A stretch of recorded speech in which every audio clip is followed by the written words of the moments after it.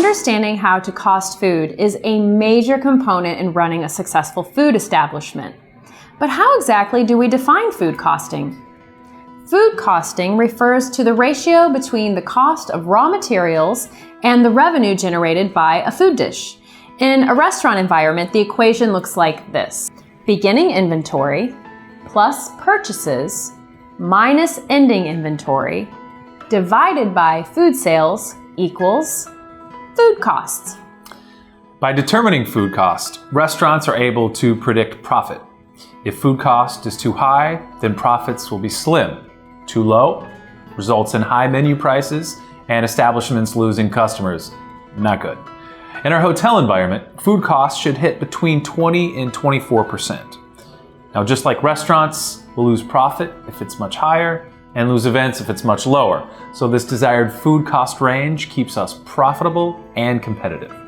First, we'll take a look at some of the global events that contribute to food cost, then some more hospitality and event-specific impacts, and then we'll round it out with some examples from our favorite chef, Chef Manny. First, let's take a look at global events that affect everyone. Seasonal variation tops the list. This is the time period when a food is at its peak. Let's take strawberries, for instance. In the US, most commercial strawberries are grown in California or Florida, and their peak season is April through June. Now, this means strawberries will be fresher, taste better, travel less, be more abundant, and most importantly for food cost, be cheaper during those months. Does this mean you can't get strawberries in December? Of course not. But you're going to pay a much higher price because they'll likely come from overseas. While December is not the best time to recommend strawberry shortcake, the good news is that busk pears, persimmons, and blood oranges are in season, so let them shine. Weather is another factor. If the growing season is too wet, too dry, too hot, too cold, crops won't thrive. California is a perfect example of seasonal weather unpredictability. California is home to almonds, pistachios, strawberries, oranges, rice, and grapes that make world-famous wine. Drought conditions and subsequent water shortages have led to smaller and more expensive crops, and that means our food cost is higher than it was just a year ago. An unexpected freeze is just as detrimental as a drought.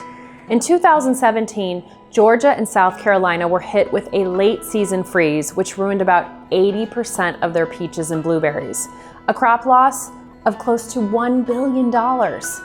And guess what happened to the cost of peaches and blueberries that year? Yep, you got it. In addition to weather, climate change has far-reaching effects on food cost. Changes in growing seasons, increased extreme weather, rising sea levels, pest movement, and warming oceans all have direct effects on the price of food. Food politics are the political aspects of the production, control, regulation, inspection, distribution, and consumption of food. New regulations in the cattle industry might cause the price of beef to rise. Market fluctuations and inflation can affect the cost of food, as can the cost of fuel and transportation. When the fuel prices rise, the cost is passed along. Politics, civil unrest, and war can also affect food cost, even when it's across the world. Conflicts can disrupt the supply and distribution of crops and cause massive displacement of labor.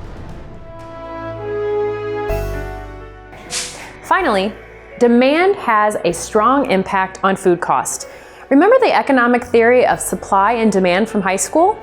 If an item is in great demand, it will be more expensive. Conversely, if there's a huge supply, the price will drop. Let's view this theory through a strawberry lens. If California has a great season with the perfect amount of rain, it will have a bumper crop of strawberries, maybe more than growers can offload before they go bad, so they will decrease the price to make it up. But if California has a bad weather year and there isn't much of a crop at all, we still want our strawberries. So guess what? Those berries will be more expensive.